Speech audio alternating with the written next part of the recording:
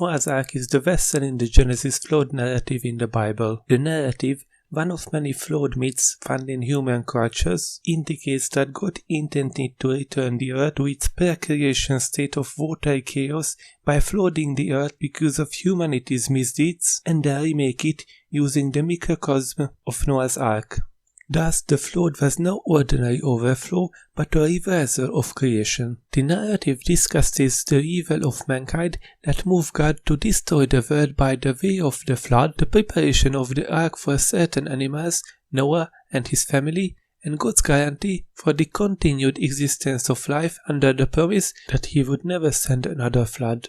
According Noah's instructions are given to him by God, the ark is to be 300 cubits long, 50 cubits wide, and 30 cubits high. What the vast majority of Bible critics ignore is the fact that Noah did not even try to build a boat of the sort shown in so many of these artist conceptions. These people have simply ignored what the Genesis account describes. Noah built a large rectangular box, that's it. There was no passenger deck on the outside, no shaped bow, no shaped stern, and it had a flat bottom. All it was meant to do was float. It wasn't steerable, it was built to just drift with the winds and currents. This shape would have made it far more stable and stronger than that achieved by a tempered bow or stern.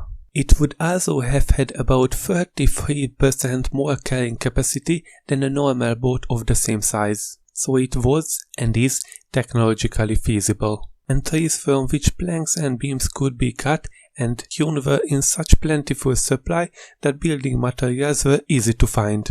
Ken Ham built an ark, a Noah-sized ark, in the verdant, landlocked hills of the American heartland.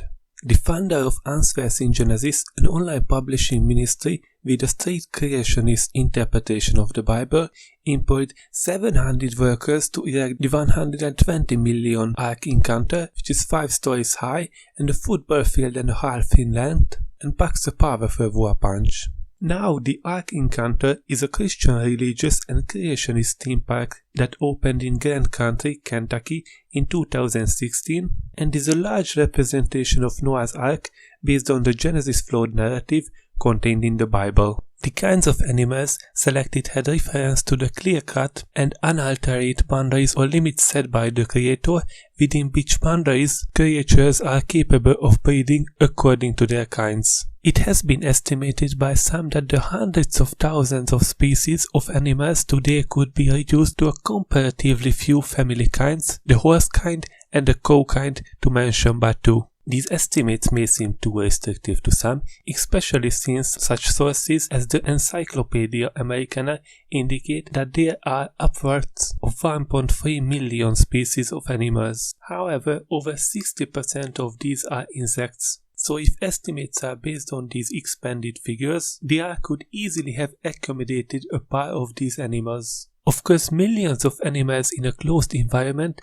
will need to eat, drink and poop. Try to comprehend the logistics of feeding millions of animals their respective massive range of diets on a daily basis, especially when most of their food is actually just the other animals on board. Then, after the flood, Noah had to replant and repopulate the earth with all of the life forms that were still left alive on the boat. But reducing a population to a single breeding pair would already cause it to go extinct. But there is no way for a single breeding pair per family to cause all the biodiversity we see in life today in the span of time since Noah. Searches for Noah's Ark have been made from at least the time of Eusebius, 3rd to 4th century AD to the present day. Today the practice is widely regarded as pseudo-archaeology. Various locations for the ark have been suggested but have never been confirmed. Such sites have included Darapinya site, a site on Mount Tenderek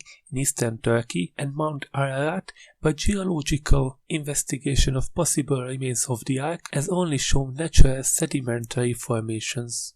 If you like the video, give it a like and subscribe, and hit the notification bell so YouTube notifies you when I upload a new video.